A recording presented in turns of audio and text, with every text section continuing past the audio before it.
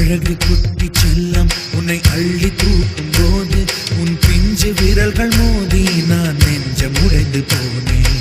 ஆளை கடத்தி போகும் உன் கண்ண குழியின் சிரிப்பில் விரும்பி மாட்டிக்கொண்டு